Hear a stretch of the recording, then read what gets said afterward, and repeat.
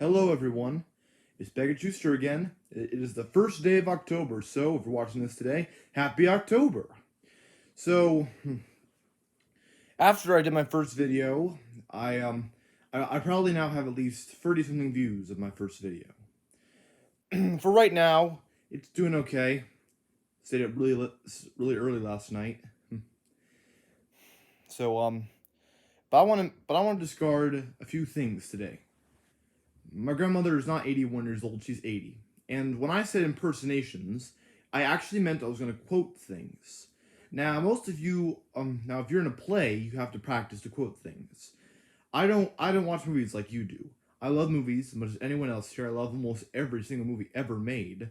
Not Star Wars though. More of a Marvel, and not even not most of Marvel. And but I usually can memorize them like after the second or third time I've seen them. So after that, I'm just watching it again, knowing what they're gonna say next. But I can quote things and do impersonations of movies really well. I'm proud of that fact. Some people say, "Don't talk to yourself. There's too much attention. It's weird." But I don't see it as weird. I see it as something that I like doing. It's part of me. If you talk just to yourself, then it's nothing. If you talk to other people, then it makes it seem like you're quiet. If you talk to yourself, it's weird, but it makes it seem like you have attention. You are allowed to disagree with me in this opinion because that's how things should be. And speaking of Marvel, I didn't see a lot of Marvel. Not the Avengers. I have seen both Guardians of the Galaxy, and props to whoever made the first one because that was a work of cinematic genius. And now the director of that one directed the recent Suicide Squad, which I think was a really clever for. I'm glad that Weasel survived. That was a cool character because they got get rid of everyone else. The awesome Pete Davidson character, who was in broad sweeps a full blown commitment. But I just think they get all these good actors. I haven't seen the original Suicide Squad, and I want spoilers for that because I will see it eventually. I'll tell you when I do. And also, I don't think it's right that Disney Plus wouldn't put those Spider movies on sooner because it's a shame that Sony has to keep all the rights and Marvel had to make those stupid deals. But I'm not like you on most opinions. I actually like Spider-Man 3, love it even, and some people will get angry at me for saying that, but I think that Spider-Man 2 is just a little bit complicated. Funny at parts, but complicated like that stupid extended version stuff. Spider-Man 3 to me couldn't be better. Epic liners, a cool villain. People would say that that's a horrible movie, but for me, it's pretty good. And I think Andrew Garfield is probably the better Spider-Man from my perspective. The better teenager style, the excellent Sally Field from the vast experience of her actress career, and getting these great actors and actresses, something that people would say was a full regretness. I don't say that. Yes, I think that we should have known how that Rhino showdown should have ended, but no, I wasn't always like this until and Homecoming to me also was very clever in capturing that aesthetic because everyone hated Amazing Spider-Man 2 because of that big spoiler alert ending. Oh, no, I shouldn't say cliffhanger ending. This cliffhanger thing is pretty much a huge just thing of the matter. And to me, I think the more recent films, they were mostly beloved. It took a while for me to see Homecoming all the way through and understand all the important details. I saw from Far From Home, but I've never seen Endgame, so know that I'm glad they had that introduction to what happened in Endgame. And I remember the second someone at the Swain School, where my mother worked as the head of school there for 4 years, one of them was telling me he was going to see Endgame that night. Then I asked almost everyone, had this in Endgame? And they either said yes or no. And I don't regret ever asking them that because I still haven't seen it. I never will see a lot of Avengers films. But I strongly think that you make up your own villain who just wanted his own thing. And still, I was surprised at that No Way Home ending, you know? Still, was there really no other way to do this? No other losses to be achieved? And still, she could have captured a lot of things. Could have done the whole Princess Frog scenario. Honestly, if I was writing that, I would have written that somehow they would have fixed the cracks somehow. I know that it wasn't possible. Artificial spell would not have worked, but had the grenade not blown off, that wouldn't have ended that way. And maybe they would have all gotten into MIT had they had that shot. And sure, MIT is hard to get into, but Honestly, for a while I thought they would get in some other college where he could, and sure, and I know that he's happy where he is, with that old Spider-Man suit, got an apartment, and is happy with not everyone being endangered in the way that he endangered everyone else, because he had a point. The problem was him living in two different lives. But I think he still should have gone to Midtown Tech and got his school files. Then he should have gotten those files to get an education. He could have gone to Columbia, because that's where Tobey Maguire's Spider-Man did go, and then it would have been like a reference point. And I truly think that that movie would not have been. Those movies weren't possible for the teacher moments of Martin Starr and J.B. Smoove for their epic comedic senses, and yeah, and boy oh boy, that's a heck of a lot of good liners they got in there. So let's just say that after that point, but I've learned to accept that ending and take it as it comes, because Zendaya's done better. She's done good, but honestly, I would totally appreciate the Dark Duck Goose career, but not the Casey Undercover parts. I don't watch a lot of cartoons.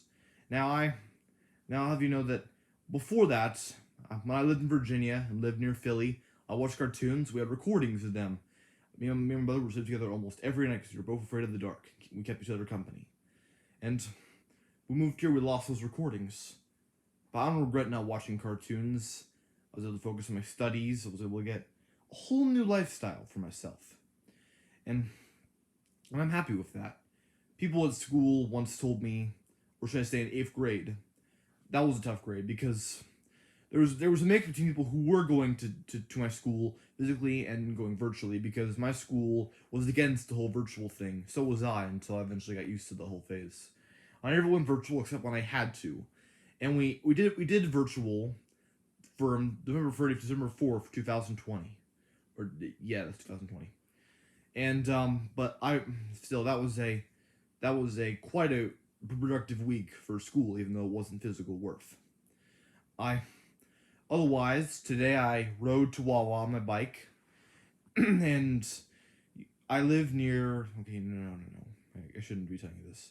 I rode my bike to Wawa. I got a vanilla donut, a cinnamon sugar twist. I wanted a glazed twist, but they didn't have any, so I got a cinnamon sugar twist, a soft pretzel, and talked to some people there. I fell on my bike on the way home, but I'm doing okay. And then I got home burning hot because I had to ride a long way home. And when you fall down because you can't brake soon enough before you get close to a very busy road, that's when it gets crazy. Now here is the first quotations I will do on my channel. I mean, now if you don't know what this is, I'll tell you afterward. Let's think. What's a good one to do? Now this is a Key and Peele called now if you don't know Key and Peele, it was a Comedy Central show one for 5 years, and this is a political sketch. So if you don't like politics, you don't listen.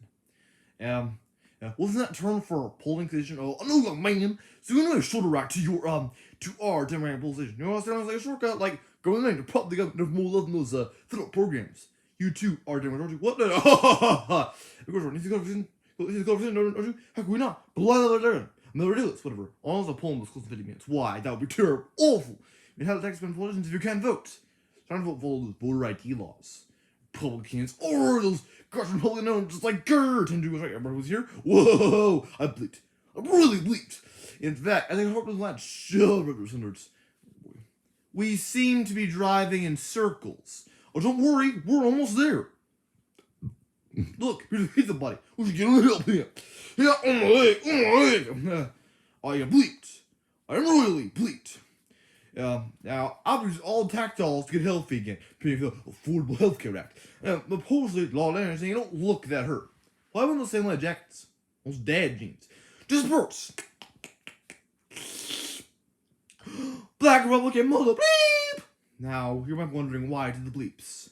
My mother doesn't allow me to curse. I won't curse till I'm 18 years of age. Now, of all other circumstances, I hope you all are having a great day today. I'll end today's video on a pretty interesting fact. Now today, the recording of this video was made on October 1st, 2022. 18 years this day, President George W. Bush visited Allentown. The day before, he was in Coral Gables, Florida, at the University of Miami for a debate against Massachusetts Senator John Kerry, who I'm Democrat, and that's how I think as Republican presidencies, but I wish he would have won because he could have done some great things. And the president and VP would both be named John. Wouldn't that be crazy? A ticket with the same first name. Isn't that cool? Still, I think that still out of all the Democratic people, it's really a shot. So, so he came here after his debate with Kerry. He flew in Air Force One to Lehigh Valley International Airport. He was at Lehigh Valley Parkway with Senator John McCain, his once-time rival, who would have had a much better shot had he run in 2000 than he did 8 years later against a senator with much more wealth of experience, and he was a senator for a state that no one cares about. Everyone goes there for, like, the Grand Canyon, and they go there because Phoenix and Tucson are big cities. But they never stop to think that the city is that Arizona is kind of just a big desert state. But Obama was a senator for holding the third largest city in the U.S. Now, he came here with John McCain, and they were all chanting 4 more years, and my grandparents shook his hand that day. He was wearing a blue shirt, and there was a girl with Bush and 04 printed on her cheeks, on 2 different cheeks. There was a band there, and my grandfather started a construction company. I will not tell you the name, so it's not to disclose personal information, but this construction company has done well to influence Lehigh Valley. And may it long stand tradition that the man who started it ended after 8 years after he retired, he met the President of the United States. I think it's a good thing to do. You show him for at least 19 years. You stay in a company for 19 years, run the company, and that's good. But after that, Bush went to New Hampshire. And one more fact before we head out for today. But Pennsylvania, for Bush's first term, was the second most state he ever visited to get swing state support, the first state being his home state, Texas. Now, but Kerry still won, but Kerry and Gore both won Pennsylvania in their Democratic campaigns. And in 1932, Pennsylvania voted for Herbert Hoover for re-election, and we were his big victory because Pennsylvania had bigger electoral numbers back then. Thank you all for listening. It means the world to me to have you listen. You all have a good day, and I'll see you all another day. Have a great weekend wherever you are.